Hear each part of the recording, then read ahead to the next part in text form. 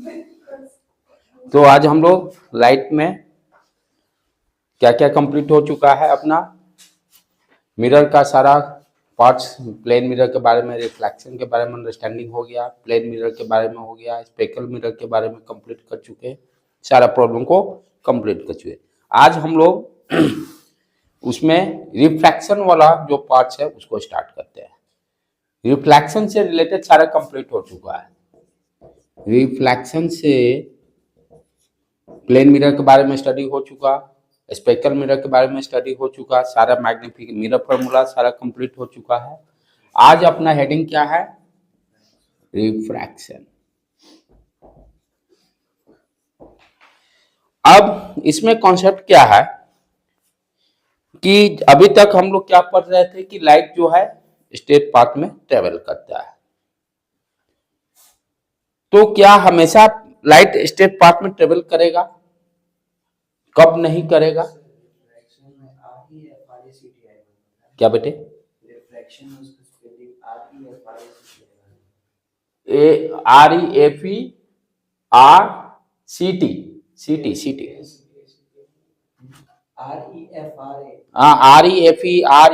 REFERECTION, ठीक है ना?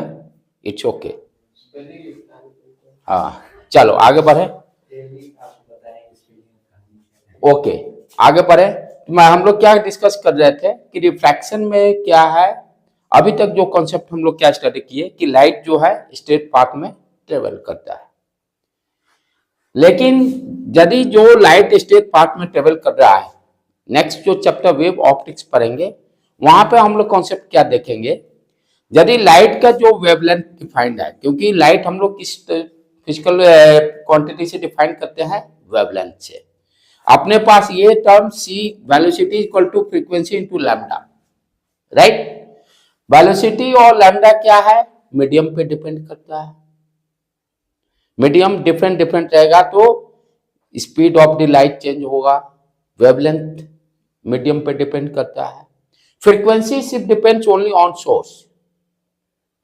यदि किसी सोर्स से आपने 10 वाइब्रेशंस भेजे हुए हैं, मीडियम कोई भी हो, वाटर हो, ग्लास हो, एयर हो, सारे में वो 10 वाइब्रेशन ही रहेगा, वो चेंज नहीं होगा, राइट? तो इसमें कांस्टेंट कौन सा पैरामीटर है? सिर्फ फ्रीक्वेंसी किस पे डिपेंड कर रहा है? लाइट कहां से, सोर्स कहां से जनरेट हो रहा है। Doesn't depend upon the medium, ये मीडियम पे डिपेंड ही नहीं करता है, ये ध्यान देना है। डिपेंड कौन कौन क्वांटिटी कर रही है? Speed of the light and wavelength. Wavelength से ही हम लाइट को क्लैरिफाई करते हैं कि रेड है, ब्लू है, येलो है। हर लाइट के वेवलेंथ से ही आप उसको सिग्निफाई कर सकते हो कि वो लाइट किस कलर का है। तो यदि इस लाइट का वेवलेंथ जिस पार्टिकल से टकरा रहा है, जिस ऑब्जेक्ट से टकरा रहा है, यदि इसका साइज, इस पार्टिकल का साइज यदि इस वेवलेंथ के नियर अबाउट रहेगा, क्योंकि यूनिट क्या है वेवलेंथ का? मीटर। यूनिट क्या है? Metre. What I am saying, यदि इस लाइट का वेवलेंथ इस ऑब्जेक्ट के साइज के बराबर होगा, ऑब्जेक्ट का भी साइज मीटर में ही बताएंगे, ऑलमोस्ट उसके आसपास होगा, तब क्या होगा? लाइट यहां पर टकराकर दूसरा पाथ को ट्रेवल करेगा, डायरेक्शन चेंज हो जाएगा, जिसको कि हम लोग डिफ्रैक्शन फॉर्मूला आगे देखेंगे। नेक्स्ट जो चैप्टर हम लोग रहेगा अपना वेव ऑप्टिक्स। वेव ऑप्टिक्स ऐसे पर कॉन्सेप्ट है कि अभी तक जो भी हम लोग इस चैप्टर में पूरा, लेकिन यही ध्यान देंगे कि लाइट जो है स्ट्रेट पाथ पर ट्रेवल करता है। नेक्स्ट चैप्टर में कॉन्सेप्ट में मॉडिफिकेशन। यदि लाइट का वेवलेंथ ऑब्जेक्ट के साइज के बराबर होगा तो डिफ्रैक्शन फिनोमेना होगा, लाइट टकराकर दूसरा डायरेक्शन पकड़ लेगा, not travelling in straight path. तो आज अपना जो चैप्टर है रिफ्रैक्शन में भी हम लोग कंसीडर क्या करेंगे कि लाइट जो है स्ट्रेट पाथ पे ही ट्रेवल कर रहा है, स्ट्रेट पाथ पे ही ट्रेवल कर रहा है। अब इसमें इंपॉर्टेंट पैरामीटर क्या है वो ध्यान देना है कि आप 9th 10th से ही, चाहे 7th 8th क्लास से ही पढ़ते आ रहे हो, कुछ वहां पर कॉन्सेप्ट आपने गलत क्या कोई ढंग से बताया नहीं होगा, हो सकता है। रिफ्रैक्शन में होता क्या है? लाइट जो है कौन सा फिनोमेना होता है? Bending phenomena. यही बोलते हैं ना। रिफ्लेक्शन और रिफ्रैक्शन में डिफरेंस क्या है? रिफ्लेक्शन में क्या है कि light travel in same medium, light travel in same medium. Medium की इसलिए डिस्कशन किया जा रहा है कि अभी हम लोग क्या देखें कि लाइट का वेवलेंथ और स्पीड मीडियम पे डिपेंडेंस है, उसको देखेंगे भी आज कैसे डिपेंड कर रहा है कि मीडियम से क्या रिलेशन है स्पीड ऑफ लाइट का, मीडियम से क्या रिलेशन है वेवलेंथ का। तो रिफ्लेक्शन फिनोमेना जो भी होगा ये ध्यान देना है कि सेम मीडियम में इंसिडेंट रे और रिफ्लेक्टेड रे दोनों रहेंगे। रिफ्रैक्शन में क्या होगा? सेम मीडियम में लाइट ट्रेवल नहीं करेगा सबसे। तो जब सेम मीडियम में नहीं ट्रेवल करेगा तो क्या होता है? Bending phenomena. लोग कहता है कि bending phenomena up to 10th class तक आपने पढ़ा है कि बेंडिंग किसके कारण होता है? स्पीड डिफरेंट होने के कारण। That is wrong. वहां पर वेव ऑप्टिक्स का कॉन्सेप्ट देखेंगे। हम लोग अभी पढ़ते थे ना, कोई भी लाइट है, ये मीडियम 1 है, ये मीडियम 2 है, इंसिडेंट हुआ, वी ड्रॉ द नॉर्मल्स और यहाँ पे बेंडिंग कर जा रहा है। तो ये बेंडिंग अभी 10th क्लास तक आप क्या जानते थे कि स्पीड अलग अलग होने के कारण ये बेंडिंग होता है। इसमें अलग ये लाइट चला, मान लेते हैं 5 मीटर पर सेकंड के स्पीड से चल रहा है, तो स्पीड कम हुआ, मान लीजिए 3 मीटर पर सेकंड हो गया, तो इसका मतलब थोड़ा है कि मुड़ जाएगा। स्पीड कम हुआ ना, रास्ता तो वही पकड़ना चाहिए था उसको। स्पीड कम होने से मान लीजिए आप साइकिल चला रहे हो, 5 मीटर पर सेकंड की स्पीड से चल रहे हो, बीच में पानी आ गया तो क्या होगा? स्पीड कम हो गया। इसका मतलब ये थोड़ा कि डायरेक्शन बदल जाएगा, जिस रास्ते से आपको जाना है उसी रास्ते से आप जाओगे। तो speed is not factor for bending. Speed factor नहीं है इस रे को बेंड करने के लिए। क्लियर है? समझ में आया? ये जो अप टू 10th बुक्स में भी दिया रहता है, लोग टीचर्स भी बताते हैं कि रिफ्रैक्शन में जो बेंडिंग फिनोमेना हो रहा है स्पीड के कारण। एग्जांपल ही मैं दिया, साइकिल से आप चल रहे हो, ठीक है, 5 मीटर पर सेकंड से चले, आगे में पानी मिल गया तो स्पीड कम हो जाएगा। चाहे सैंड मिल गया, बालू मिल गया, क्या होगा? स्पीड कम हो जाएगा। लेकिन जिस स्टेट पार्ट को जो ट्रेवल करे तो वो स्टेट पार्ट थोड़ा चेंज होगा। तो speed is a not factor for bending phenomena. वो है वेव ऑप्टिक्स का कॉन्सेप्ट, जो कि नेक्स्ट पार्ट वाला में हम लोग करेंगे। तो यहां पर हो क्या रहा है? दो चीजें ध्यान दिया जाता है। ये जो बेंडिंग फिनोमेना हो रहा है किसके कारण हो रहा है? ऑप्टिकल डेंसिटी अलग अलग है। ऑप्टिकल डेंसिटी टर्म को भी समझना जरूरी है। ऑप्टिकल डेंसिटी टर्म को भी, जैसे हम लोग लिखते हैं ना, bending phenomena, bending phenomena, bending of light रे, डिफिनेशन लिख ले पहले, तब उसको हम लोग बेंडिंग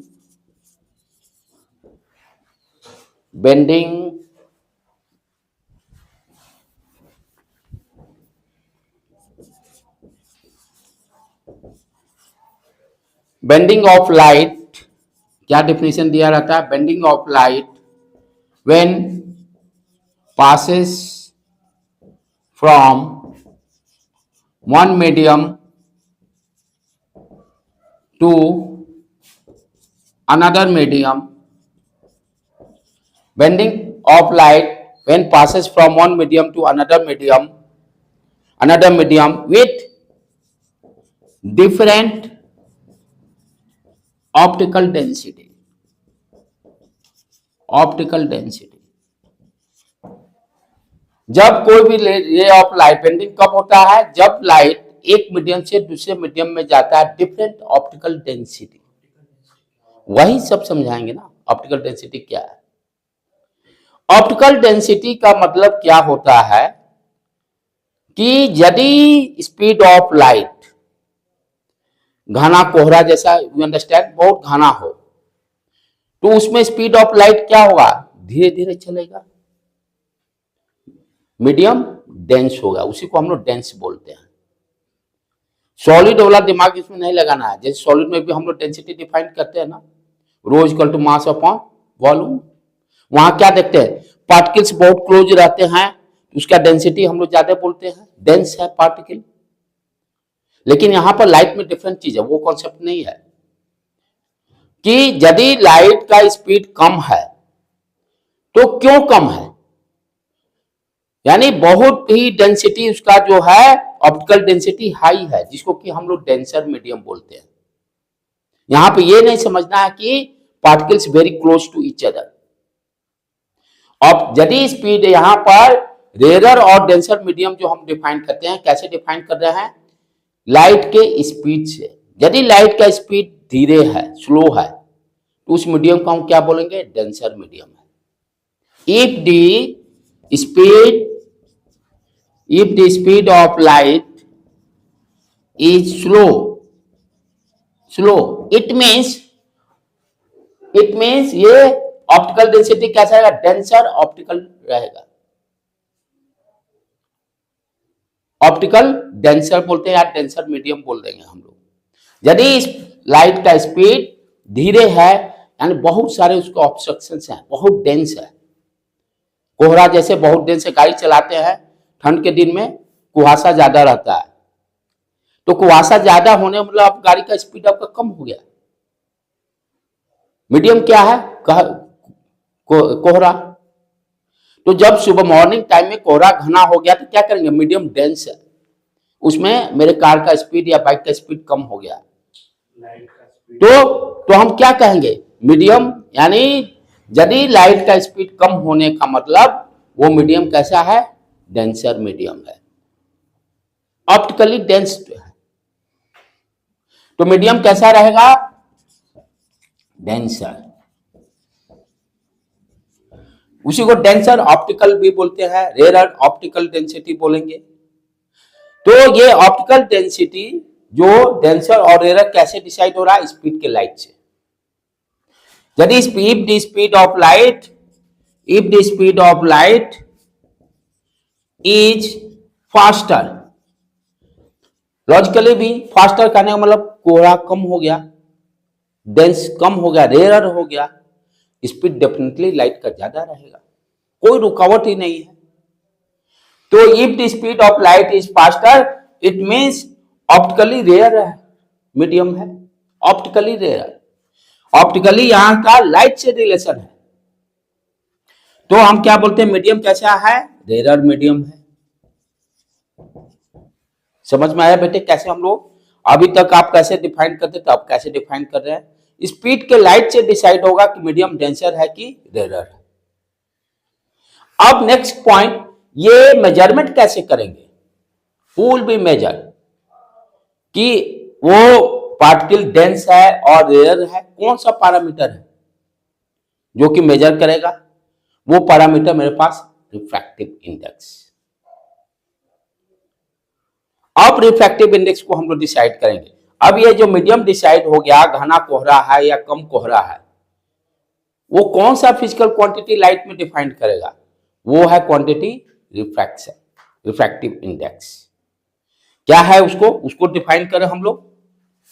तो क्या है रिफ्रैक्टिव इंडेक्स का फॉर्मूला,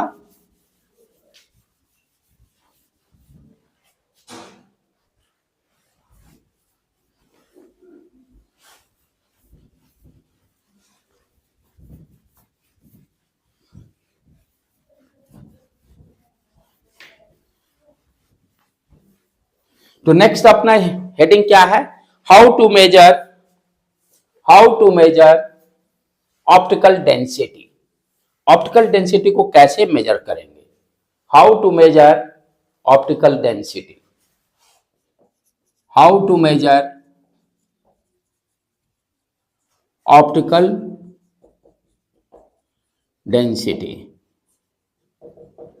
ठीक है, अब चलो आगे चले हम लोग। यहां पर अब रिफ्रैक्टिव इंडेक्स का फॉर्मूला क्या है, रिफ्रैक्टिव इंडेक्स का formula, what is the formula, speed of light C upon भी लिखते हैं, C, what is the C, speed of light in air, speed of light in air, ये क्या दिया, speed of light in air. B क्या दे रहा है? Speed of light in medium, speed of light in medium, speed of light in medium. ठीक है, और रिफ्रैक्टिव इंडेक्स को हम लोग किस टर्म से एक्सप्रेस कर रहे हैं? म्यू से। अब यहां पर ध्यान से, तो ये तो फिक्स है, स्पीड ऑफ लाइट 3 × 10⁸ मीटर पर सेकेंड, राइट। अब यहां पे ये जो speed of light in medium किस पैरामीटर पर डिपेंड कर रहा है? म्यू पर। क्या रिलेशन है? Mu is inversely proportional to velocity of light in medium. अब यहां से ध्यान से समझो, अभी हम लोग क्या बोले, यदि स्पीड ऑफ लाइट ज्यादा होने का मतलब मीडियम कैसा है? Rare medium. उसी तरह अभी डिफाइन किए, स्पीड ज्यादा होने का मतलब ऑप्टिकली रेयर मीडियम है, तो मीडियम कैसा हो गया? Rare medium. स्पीड ज्यादा का मतलब मीडियम क्या हो गया? रेयर हो गया। अच्छा, मीडियम रेयर हो गया, ठीक है। स्पीड यहां ज्यादा होने का मतलब रिफ्रैक्टिव इंडेक्स क्या होगा? कम होगा। रिफ्रैक्टिव इंडेक्स कम होगा, रिफ्रैक्टिव इंडेक्स कम होगा। फिर से इसको अंडरस्टैंड कीजिए, यदि स्पीड ऑफ लाइट ज्यादा होगा, what you understand? Medium rare होगा। मीडियम रेयर हो गया, ठीक है। स्पीड ऑफ लाइट ज्यादा होने से क्या हो गया? रिफ्रैक्टिव इंडेक्स ज्यादा, रिफ्रैक्टिव इंडेक्स कम हुआ। तो हम क्या देख रहे हैं? जो मीडियम रेयर है उसका रिफ्रैक्टिव इंडेक्स कम होगा। ये रिलेशन निकला ना।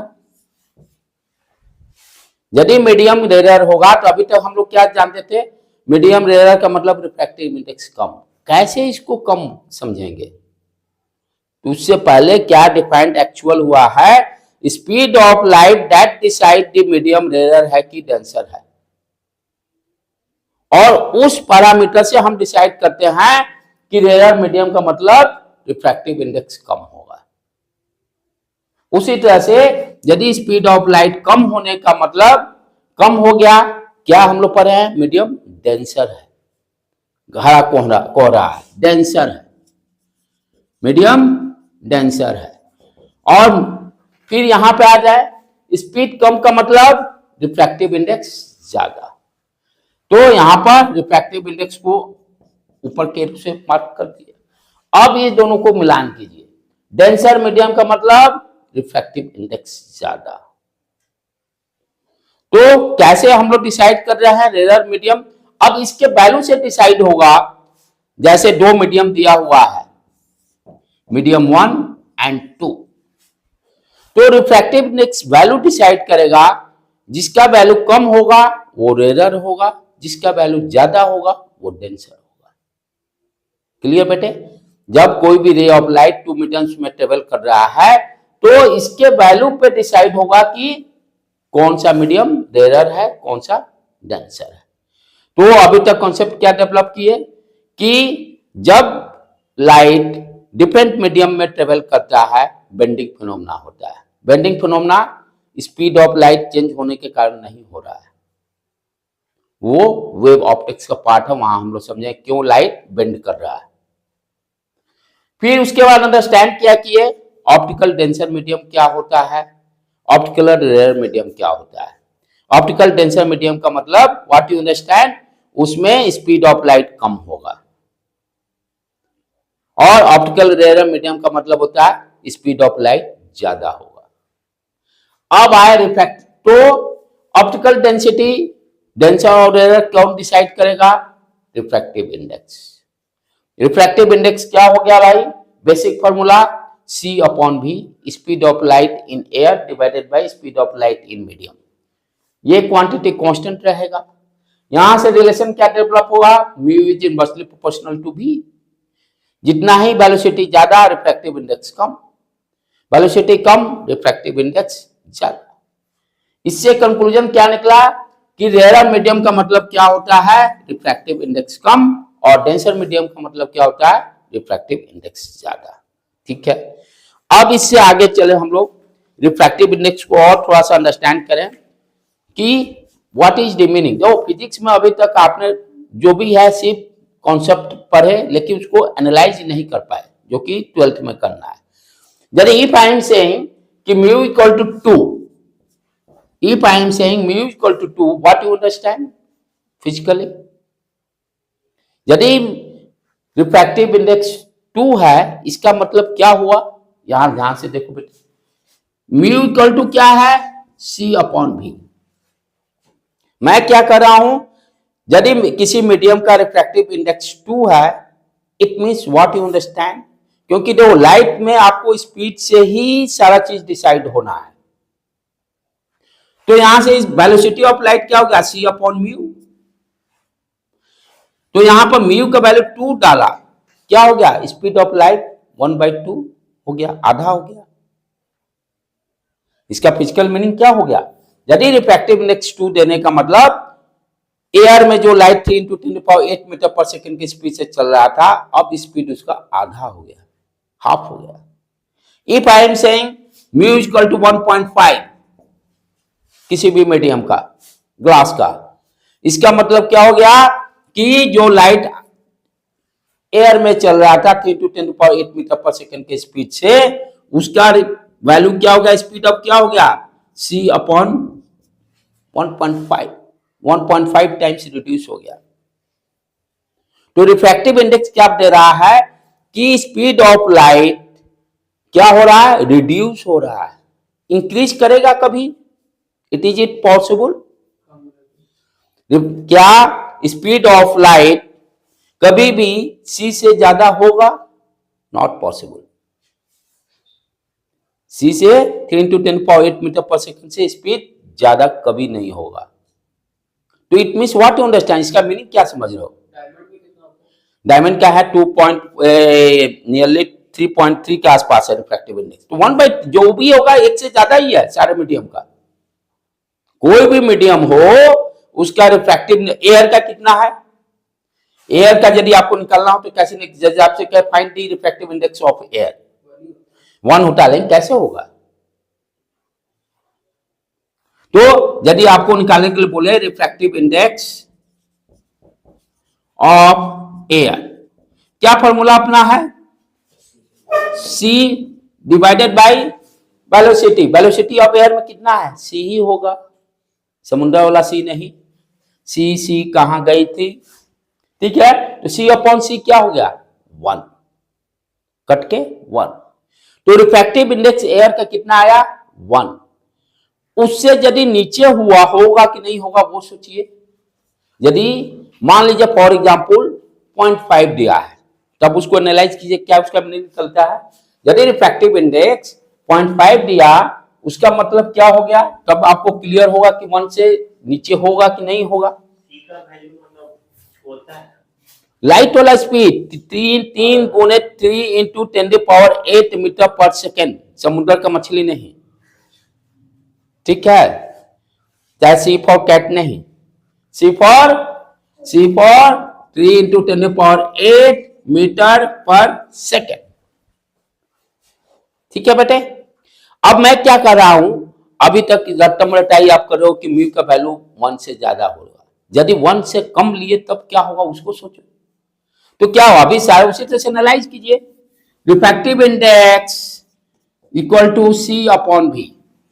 अब मैंने 0.5 ले लिया for example, what happens, speed of light क्या हो गया, C डिवाइडेड बाय 0.5। इसको कट कीजिए। क्या स्पीड ऑफ लाइट कभी भी 2 टाइम्स हो सकता है, पॉसिबल है, नहीं। इट मींस 1 से नीचे तो होगा ही नहीं, क्योंकि 1 से नीचे लीजिएगा तो क्या होगा, स्पीड का लाइट इंक्रीज करेगा, स्पीड का लाइट इंक्रीज करेगा, जो कि पॉसिबल ही नहीं है।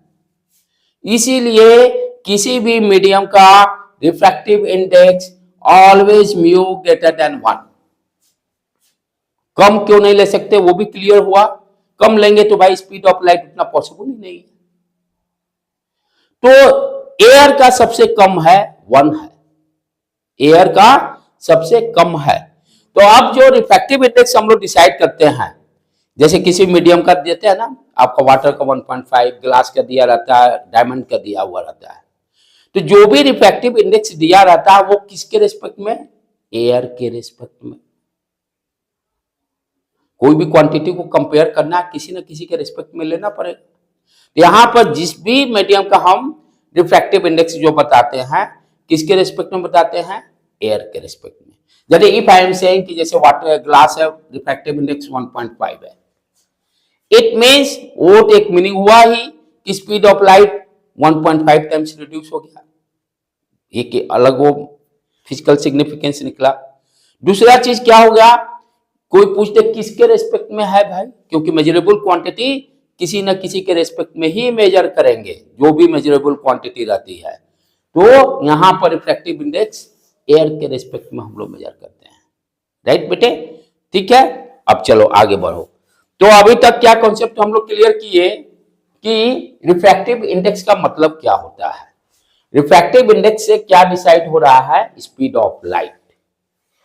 रिफ्रैक्टिव इंडेक्स से हम उस मीडियम में लाइट का क्या स्पीड होगा वो फाइंड आउट कर सकते हैं। देखिए, क्या कोई भी मीडियम होगा, स्पीड ऑफ लाइट एयर को छोड़कर सारे में घटना ही है, सारे में घटना ही है। और रिफ्रैक्टिव इंडेक्स का वैल्यू कभी भी 1 से कम नहीं होगा। अब आगे बढ़े इसमें। अब रिलेशन को अंडरस्टैंड करते हैं रिफ्रैक्टिव इंडेक्स का वेलोसिटी से और वेवलेंथ से। कहीं कुछ नहीं याद करना है, फिजिक्स में खाली समझना है, इसीलिए थोड़ा सा टफ होता है बच्चे। जितने क्लियर रहेंगे कॉन्सेप्ट उतने ही आसानी रहेगी। अब नेक्स्ट हम लोग क्या अंडरस्टैंड करने जा रहे हैं कि जो रिफ्रैक्टिव इंडेक्स म्यू हम लोग डिफाइन कर रहे हैं, रिफ्रैक्टिव इंडेक्स जैसे मान लो ये मीडियम 1 है, दिस इज योर मीडियम 2, इसका रिफ्रैक्टिव इंडेक्स म्यू1 ले लेते हैं। ये इसका ध्यान देना है, ये रिफ्रैक्टिव इंडेक्स किसके रेस्पेक्ट में है? एयर के रेस्पेक्ट में है। ये रिफ्रैक्टिव इंडेक्स किसके रेस्पेक्ट में है? एयर के रेस्पेक्ट में है। और इस मीडियम में मान लीजिए कि स्पीड v1 है लाइट का, और मीडियम 2 में स्पीड v2 है। कोई भी लाइट इंसिडेंट हुआ, ये नॉर्मल ड्रॉ किए, ये बेंड कर गया।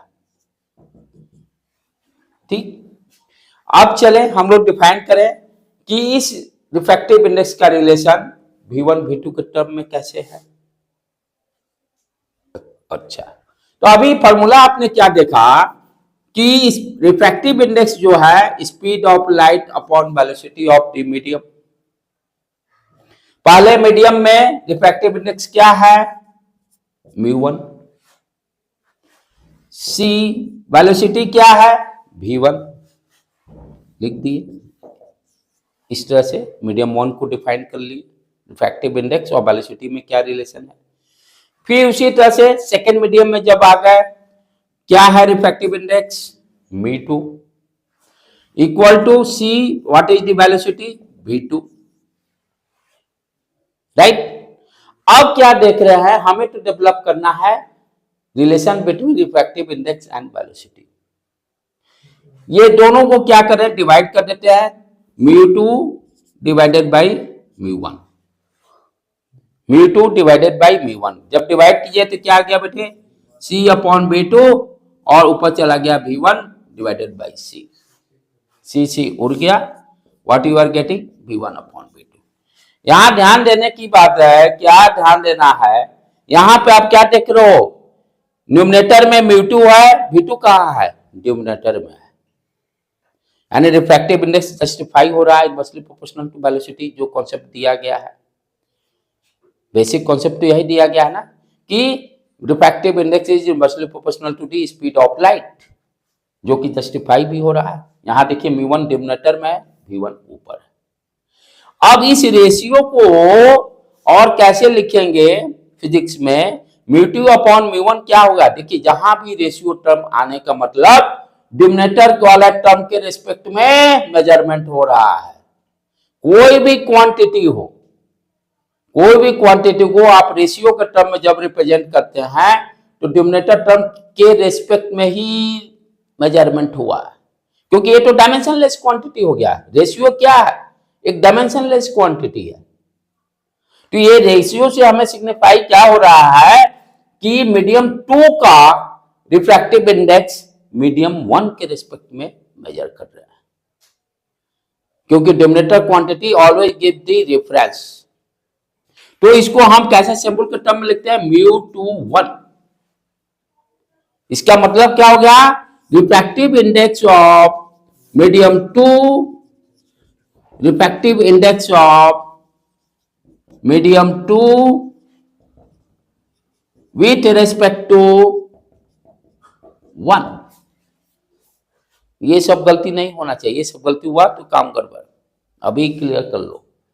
μ2 अपॉन μ1 खाली रिफ्रैक्टिव इंडेक्स के लिए नहीं, है कॉन्सेप्ट। जहां भी रेशियो टर्म रहेंगे, कोई भी फिजिकल क्वांटिटी हो, डिनोमिनेटर में जो क्वांटिटी होगा मेजरेबल क्वांटिटी का रेशियो है, तो उसके रिस्पेक्ट में मेजर किया जा रहा है। क्लियर है? तो यहां पर हमने क्या देखा? μ21 क्लियर हो गया। हर जगह इसकी लिखेंगे, बार बार लिखेंगे। पूरे लाइफ में ये सब पैरामीटर आपको पिंडा नहीं छोड़ने वाला है। अच्छा, इधर क्या आया? v1 अपॉन v2 आ गया। अब इसको चले, ये तो चलो वेलोसिटी के टर्म में एक्सप्रेशन होगा। वेवलेंथ के टर्म में कैसे स्पेसिफाई करेंगे? अभी मैंने बताया c equal to nu lambda. Frequency तो फिक्स है, सोर्स पर डिपेंड करता है। फ्रीक्वेंसी ये भी ऑब्जेक्टिव में पूछ देता है कि ये तीनों क्वांटिटी में speed of light, wavelength depends on medium और not, frequency depends upon medium और not, which statement is correct. तो फ्रीक्वेंसी कभी भी नहीं करेगा मीडियम, क्योंकि जहां से जनरेट हुआ है 10 गो वेव साइकिल भेजे हैं, तो 10 गो हमेशा ही रहेगा। वो नहीं होगा कि पानी में कूद पड़ा तो चेंज हो जाएगा वाइब्रेशन। तो यहां पर अब देखिए क्या है, v1 दिया हुआ है, राइट। तो we can write v1 equal to frequency upon λ1। इस मीडियम का वेवलेंथ λ1 कंसीडर कर लेते हैं, और दूसरे मीडियम का वेवलेंथ λ2। रिलेशन क्या आ रहा है? v1 equal to frequency into λ1, यहां लिख दिए। अब ये लाइट जो आ रहा है, इसका भी तो फ्रीक्वेंसी वही रहेगा, बदलेगा तो नहीं, किसी मीडियम में जाए। तो we can write frequency into λ2, ये उड़ गया λ1 अपॉन λ2। तो this relation is very very important. क्या रिलेशन आया? μ21 equal to v1 upon v2 equal to λ1 upon λ2। This relation is very very important, right बेटे। तो अभी तक का जो भी हम लोग पढ़े उसका समरी यही है कि refractive index μ21 equal to v1 upon v2 equal to λ upon λ2। यहां भी ध्यान से देखो, ये λ1 जो आया, आप यदि रिफ्रैक्टिव इंडेक्स के टर्म में समझना चाहते हो, देखो λ2 λ1 ये इनवर्सली प्रोपोर्शनल है। यदि मीडियम डेंस होगा, वेवलेंथ कम होगा, कम डिस्टेंस ट्रेवल करेगा। देखो हर जगह मैच कर रहा है। वेवलेंथ क्या डिसाइड करेगा? कितना डिस्टेंस ट्रेवल किया लाइट। वेवलेंथ 1 सेकेंड में कितना डिस्टेंस ट्रेवल किया। तो यदि मीडियम रिफ्रैक्टिव इंडेक्स ज्यादा रखते हैं, मीडियम डेंस है, तो यहां इनवर्सली प्रोपोर्शनल कम डिस्टेंस ट्रेवल करेगा। स्पीड कम है तो कम डिस्टेंस ट्रेवल करेगा, राइट। यदि रिफ्रैक्टिव इंडेक्स कम है, रिफ्रैक्टिव इंडेक्स कम है, म्यू का वैल्यू कम है, तो क्या होगा? λ2 का वैल्यू ज्यादा। λ2 ज्यादा होने का मतलब 1 सेकेंड में ज्यादा डिस्टेंस ट्रेवल किया। रिफ्रैक्टिव इंडेक्स कम का मतलब मीडियम रेयर। तो इस फॉर्मूला से भी वो जस्टिफाई हो रहा है वेवलेंथ के भी टर्म में। क्लियर है, राइट। चलो अब आगे बढ़े हम लोग। तो अभी तक हम लोग मीडियम के बारे में समझ गए, रेयर मीडियम क्या होता है, डेंसर मीडियम क्या होता है, ये सारे कॉन्सेप्ट को हम लोग क्लियर हो गए। अच्छा, अब नेक्स्ट इसमें एक और पॉइंट समझना जरूरी है कि कब ये बेंडिंग फिनोमेना नहीं होगा। एक मीडियम से दूसरे मीडियम में भी लाइट जब जा रहा है तो कब नहीं मुड़ेगा। पहला तो क्लियर, कोई बोल रहा है सर यदि दोनों मीडियम सेम होगा तो नहीं मुड़ेगा। दोनों मीडियम यदि सेम होगा तो नहीं मुड़ेगा।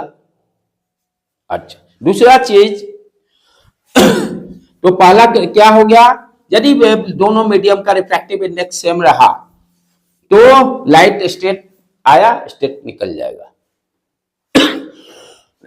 यदि ये इंसिडेंस ऑफ लाइट नॉर्मल के अलोंग आए, यानी I equal to 0, incident angle यदि 0 होगा, वेन दूसरा कब होगा, जब लाइट बेंड नहीं करेगा, जब ये नॉर्मल के अलोंग आएगा, यानी I इक्वल टू 0 होगा, तब भी लाइट उस समय भी बेंड नहीं करेगा, स्ट्रेट चला जाएगा।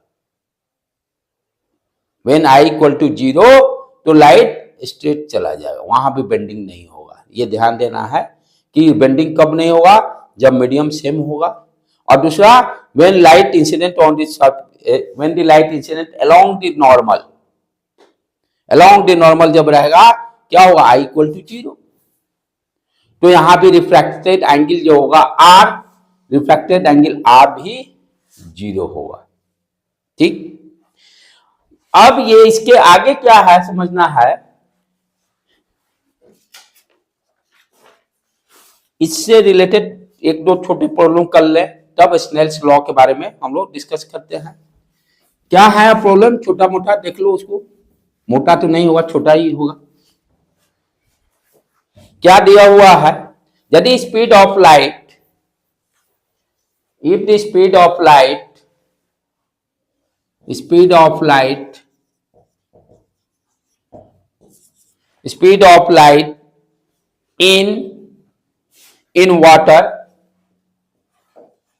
in water, मान लो फॉर एग्जाम्पल 2 × 10⁸ मीटर पर सेकेंड दिया हुआ। Speed of light in glass 3 × 10⁸ metre पर सेकेंड दिया हुआ, रैंडम डाटा लिया हूं। अब आपसे पूछ रहा है find refractive index of water, second find the refractive index of glass, C find the refractive index of glass with respect to water। चलो फटाफट करो, find the refractive index of water, then find the refractive index of glass। एक ही formula है, mu equal to speed of light in air, देख लेता हूं,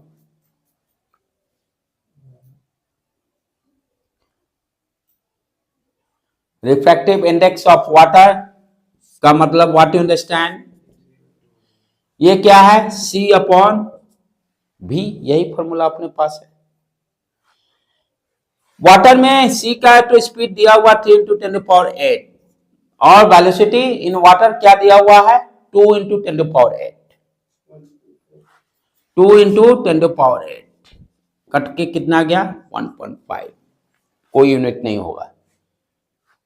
उसी तरह से ग्लास के लिए refractive index of glass C/V, 3 × 10⁸ divided by speed क्या हो गया, 3 दिया हुआ, 3 × 10⁸, 1 आ गया, रैंडम डाटा है। ठीक है, और उसके बाद क्या कर रहा है, refractive index of glass with respect to water, इसका मतलब क्या है, इसको रेशियो के टर्म में कैसे एक्सप्रेस करेंगे, refractive index of glass divided by refractive index of water.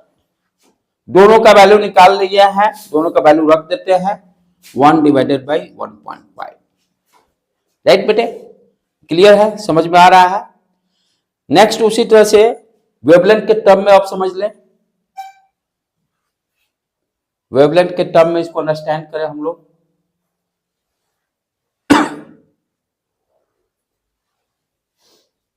ऊपर से मिटाऊं मैं,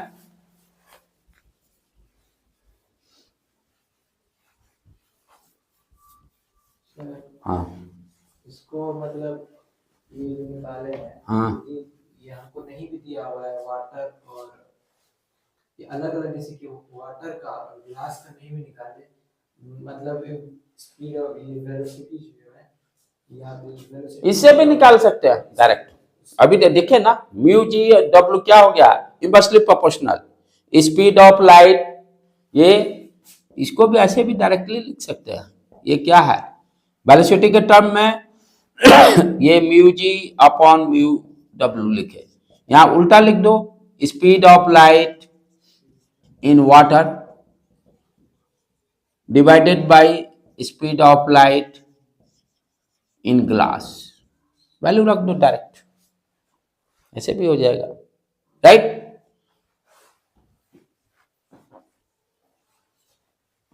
वेवलेंथ के टर्म में देखें जो रिलेशन पर है,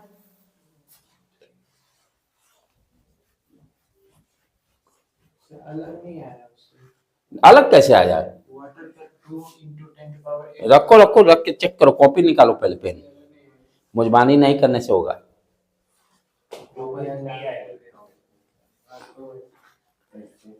कॉन्सेप्ट डिफरेंट कैसे हो जाएगा। चलो नेक्स्ट क्वेश्चन देखें, the wavelength of the light, the wavelength of light that is given 4800 angstrom में कितना मीटर होता है एक अंगस्ट्रम बराबर 10 टू पावर -10। गुड। तो इस वेवलेंथ ऑफ द लाइट दिया हुआ 4800 एंगस्ट्रम ऑफ रिफ्रैक्टिव इंडेक्स 4800 है ऑफ रिफ्रैक्टिव इंडेक्स जिस मीडियम का 2 दिया हुआ है। Find if the wavelength of light is given of refractive index 2.54, find the refractive index in diamond। ये लगता है wavelength of light in air दिया होगा बेटे, इन एयर, इन एयर, ठीक है। उसके बाद और क्या क्वेश्चन है, if the refractive index of diamond, अच्छा रिफ्रैक्टिव इंडेक्स ऑफ कोई भी ग्लास मान लो दिया हुआ है, रिफ्रैक्टिव इंडेक्स ऑफ ग्लास 2 दिया हुआ है। Find the wavelength of light in glass, glass में हमें वेवलेंथ निकालना है। क्या है, एयर में दिया हुआ है वेवलेंथ 4800 एंगस्ट्रम और ग्लास का रिफ्रैक्टिव इंडेक्स 2 फॉर एग्जांपल दिया हुआ है। हमें निकालना क्या है, find the wavelength of light in glass. Formula वही यूज करना है, refractive index of glass divided by refractive index of air, right. ये ग्लास का दिया हुआ 2, एयर का 1 हो गया, लेफ्ट हैंड साइड का हो गया। वेवलेंथ के टर्म में लैम्डा 2 अपॉन लैम्डा 1, लैम्डा 2 का मतलब air, air upon glass, value रख दीजिए।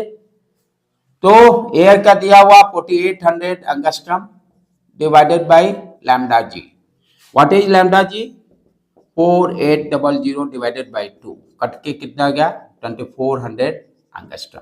कैलकुलेशन चेक कर लेना बेटे, ठीक है।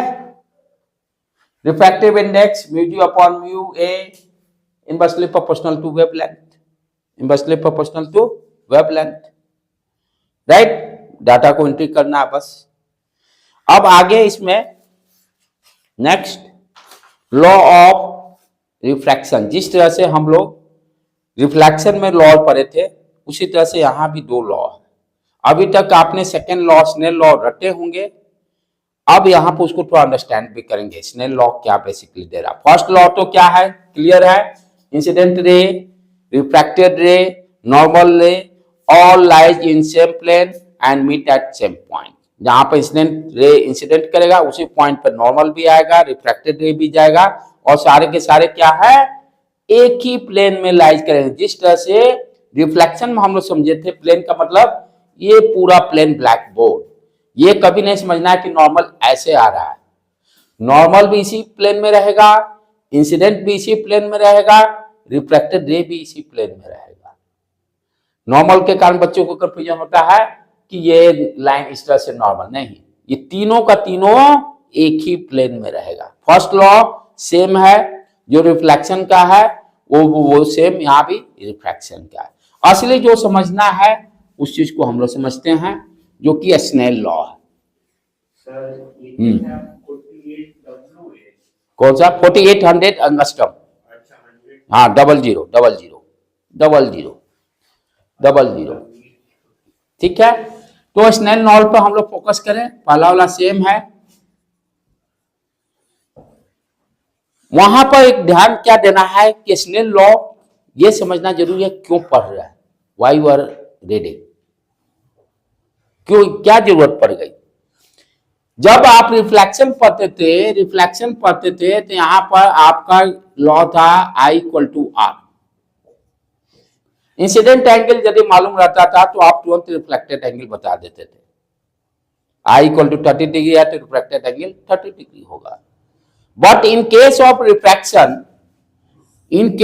रिफ्रैक्शन, जैसे मान लीजिए फॉर एग्जाम्पल ये मीडियम 1 है, μ1 रिफ्रैक्टिव इंडेक्स दिया हुआ है, μ2 दिया हुआ है।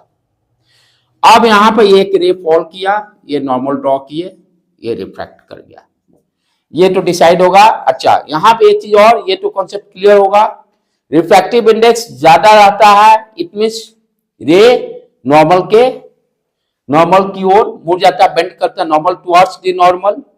यदि मीडियम रेयर रहेगा, नॉर्मल से अवे। ये तो बेसिक वो सारे चीज चल रहे हैं, वो रिपीट में नहीं किया।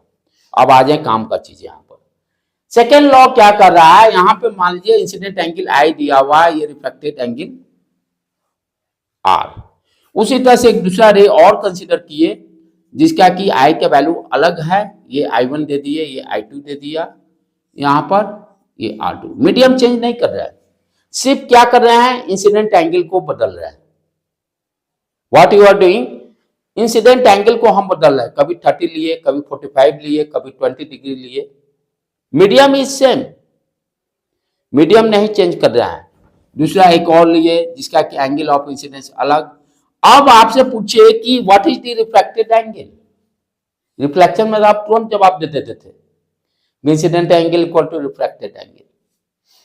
I = 30, रिफ्लेक्शन में था तो आप 30 R बोल देते थे। But what is the value of here, R1 का क्या वैल्यू होगा, R2 का क्या वैल्यू होगा, R3 का क्या वैल्यू होगा। इसी के लिए स्नेल लॉ पढ़ते हैं। यहां पे मीडियम मालूम है आपको, इसका भी रिफ्रैक्टिव इंडेक्स मालूम है, μ2 का भी मालूम है। अब आपसे बोल दिया कि इंसिडेंट एंगल 30 डिग्री है, what is the value of R? If the incident angle equal to 45 degree, what is the value of R? If the incident angle is equal to 60 degree, what is the value of R? How we can find out? उसी के लिए Snell law define किया गया है। Snail law क्या करता है, अब देखो ये एंगल निकालने के लिए क्या करना पड़ेगा, मैथमेटिक्स डेवलप। कोई कह सकता है, हो सकता है सर I = R+2 कर लो, कोई बोल सकता है सर I = R² + 4 कर लो। यार इस तरफ से मैथमेटिक्स डेवलप किए होंगे, इसमें से कोई जस्टिफाई नहीं होगा, क्योंकि सारा चीज प्रैक्टिकल भी तो देखना है, प्रैक्टिकल डाटा से मैच होना चाहिए। तो स्नेल साहब ने इस तरह से मैथमेटिक्स डेवलप करते करते उन्होंने क्या डिसाइड किया कि sine of incident angle divided by sine of refracted angle, ये जो रेशियो होगा वो कांस्टेंट होगा। ये जो रेशियो जो होगा वो कांस्टेंट होगा, अलग अलग वैल्यू कांस्टेंट नहीं है।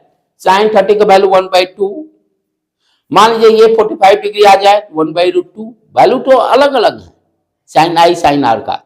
बट लेकिन रेशियो जब लेंगे, इसका रेशियो लेंगे साइन I1/R1, फिर इसका उसी तरह से रेशियो लेंगे साइन I2/R2, फिर उसी तरह से इसका रेशियो लेंगे, I3 है साइन I3/साइन R3। कौन से, ये वैल्यू अलग अलग हैं बट रेशियो सेम होगा। बशर्ते कंडीशन मीडियम सेम होना चाहिए। मीडियम आप नहीं चेंज कीजिए, ये μ1 μ2 do not change. Same medium में अलग अलग इंसिडेंट एंगल पर हम स्नेल लॉ को यूज करके रिफ्रैक्टेड एंगल निकाल लेंगे। This ratio is always constant, this ratio is always constant. तो हमने क्या देखा, जैसे मान लो फॉर एग्जांपल इस रेशियो का वैल्यू जैसे 1/2 आ गया। अब यहां पर देखो, ध्यान से देखो, साइन I1 आपको दिया हुआ 30 डिग्री, साइन 30 रखोगे वैल्यू, साइन R कैलकुलेट हो जाएगा।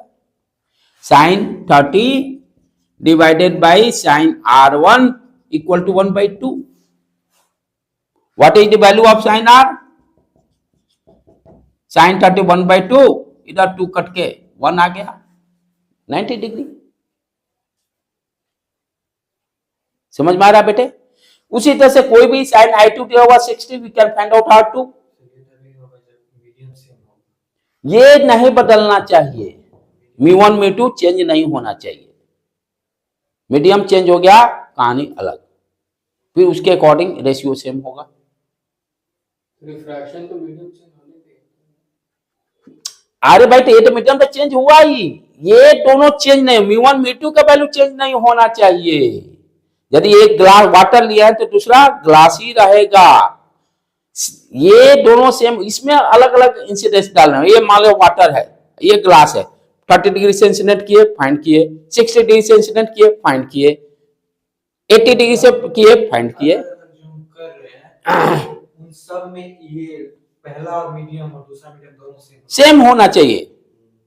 व्हाट यू आर डूइंग, आप अलग अलग इंसिडेंट एंगल करके रिफ्रैक्टेड एंगल फाइंड आउट करो, मीडियम वही ग्लास वाटर ही रहेगा। अब आपसे यहां पर 30 डिग्री को पूछ रहे what is the value of R1, ठीक है, I2 दिया हुआ है, what is the value of R2? हाँ बस, यदि मीडियम चेंज हो जाएगा तो फिर अलग, वो फिर ये एक कांस्टेंट पे डिपेंड कर रहा है ना, ये वैल्यू मीडियम चेंज, ये वैल्यू चेंज, उसके अकॉर्डिंग कैलकुलेशन, राइट बेटे। और इस कांस्टेंट को क्या बोलते हैं? Refractive index. इस कांस्टेंट का नाम क्या है? रिफ्रैक्टिव इंडेक्स, जो μ2/μ1 आप पढ़े। ये वैल्यू कहां से आएगा? यही रिफ्रैक्टिव इंडेक्स से, I1 इनवर्सली, ठीक है। तो ये वैल्यू कहां से आया? 1/2, ये जो वैल्यू दिया रहेगा। मान लीजिए फॉर एग्जांपल ये μ2 = 2 दिया है, ये 4 दिया हुआ है, तो क्या हो गया?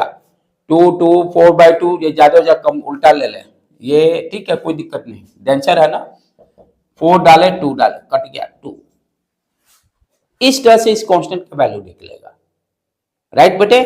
तो स्नेल लॉ 2 क्या दे रहा है कि यदि मीडियम सेम है and relation between sine of angle of incidence और sine of angle of refract. तो बेसिक इसका यूज क्या है? यदि मीडियम सेम रहता है, इंसिडेंट एंगल दिया हुआ है, how to find out refracted angle R?